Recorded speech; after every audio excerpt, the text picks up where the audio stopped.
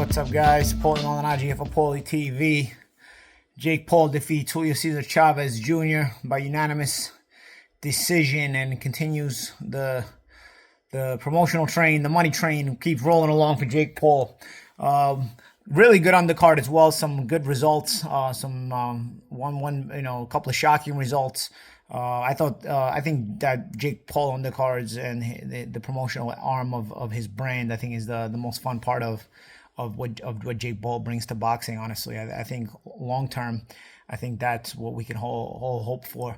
Because Jake's fights are, this one was borderline atrocious, and kind of the writing was on the wall. But I gotta admit, even I bought drank the Kool-Aid, and mainly I drank the Kool-Aid because Chavez Sr., who also is disgraceful for doing this, made me believe, and I think, this has been the problem with Chavez Jr. He's been enabled constantly by the media, the promoters, his family, and all this other stuff. So he never really shows up prepared. He never cares and just shows up to get paid and basically steals the bag every single time. And he did it tonight again. The reason I actually thought this fight had a chance was because Chavez Sr. Guaranteed us that his son was motivated and was having a training camp. So as much of a Hall of Fame career as a father had, he's the con artist, I guess, must run in the family, because Junior has been a con artist his whole career, but at least he's been enabled through it, But now the father doing this, I mean, you knew already your son wasn't going to be ready. You put your own reputation on the line and sold us this crap. And then ultimately your son throws what most guys will throw in a round. He throws it through 10 rounds. It was actually kind of really insane. I still can't believe what I just watched, Having said that, Jake, boxing-wise, looked better, but he didn't have anybody in front of him throwing any punches, so that makes it more difficult. He held his ground better. He's still a your turn, my turn guy, meaning that he doesn't hold his ground and counter.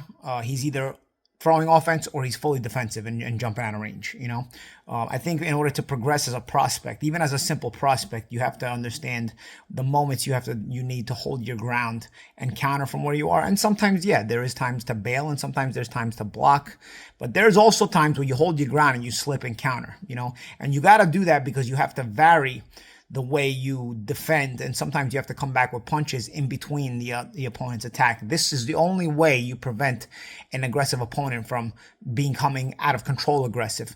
Now, in this case, he had an opponent that wasn't aggressive anyway, so it didn't really matter. But what I'm noticing as far as the progression, because everybody keeps talking about Jake being a prospect, they keep bringing his name along with big name fighters and whatnot. So I'm analyzing his literal boxing, and his literal boxing is still, although he's progressed, it's still very, very novice-y. And because even to be an average prospect, you have to have the understanding of holding your ground and when not to hold your ground. Because that's the thing. Once you start to bring the concept of holding your ground and countering from where you're at, then there's an extra decision you have to make, because you don't do that every single time, obviously. Because if you do that every single time, you could get hit because, you may mistime something. There's times where you do bail out when offense comes your way, and there's times where you choose to hold your ground and counter. Now, the decision as to when to bail out and when to hold your ground is up to you.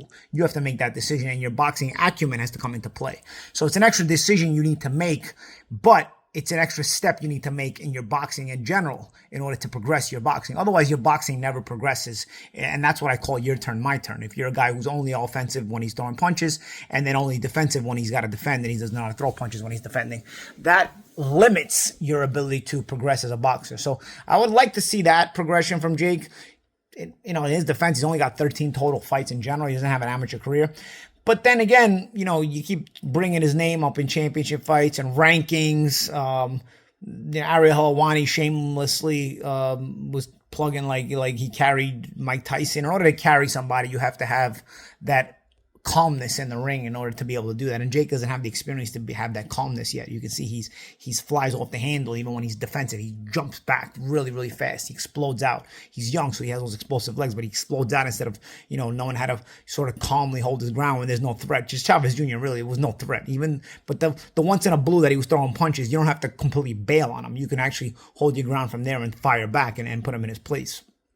Either way, a win, and the gravy train rolls along for Jake Paul. But for me, the undercard was impressive. as it tends to be with Jake Paul shows. I liked Schofield. Really was impressive getting a first round knockout of Farmer. That was really unexpected. That was a shock, I think, to anybody.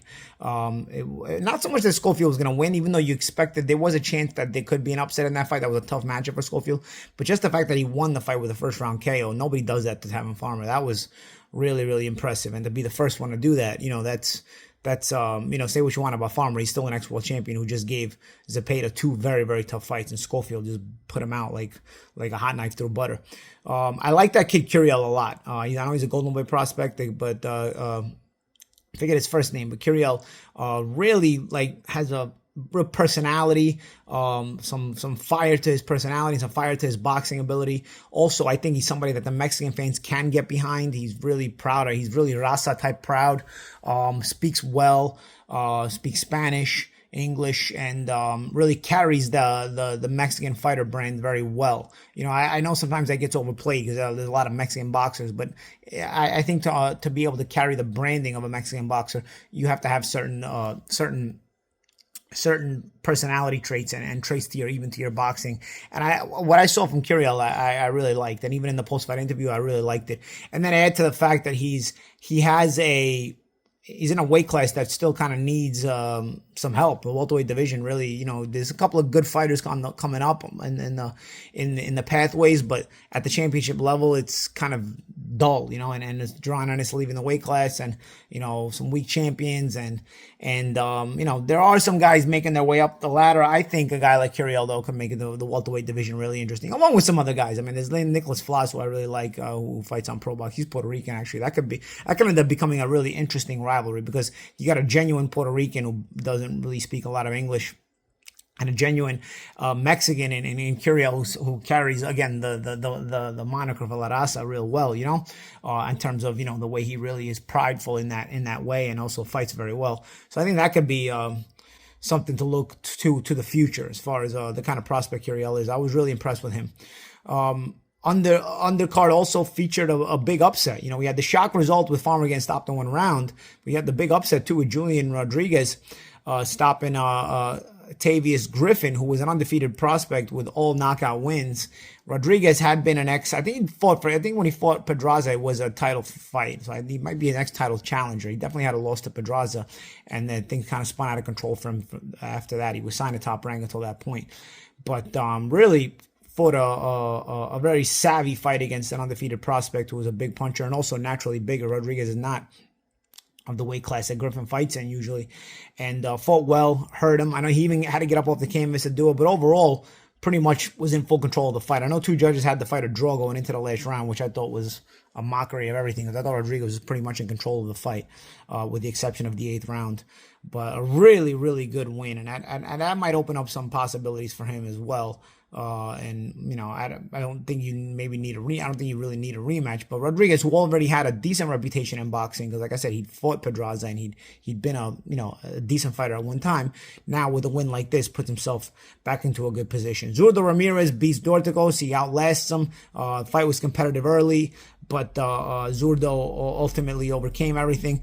I think Zurdo's solid, but I think what I saw tonight confirms to me that Jai Opetaia probably beats him pretty easily. Until tonight, I wasn't quite sure. I probably leaned towards Opetaia, but I thought it would be competitive.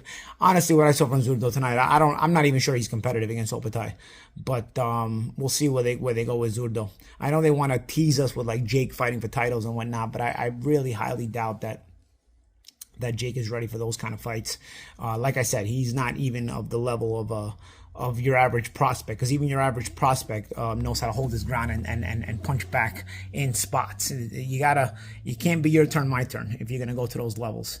And Jake is a very big your turn, my turn fighter, so he's got to work on that as well. And also, Chavez barely trying again. I don't know. Again, I went into that at the beginning of the video. I'm not gonna go into it again. Really, I think the less I talk about Chavez, the better it is for this video, because there was a lot of positives about the card tonight, especially the undercard.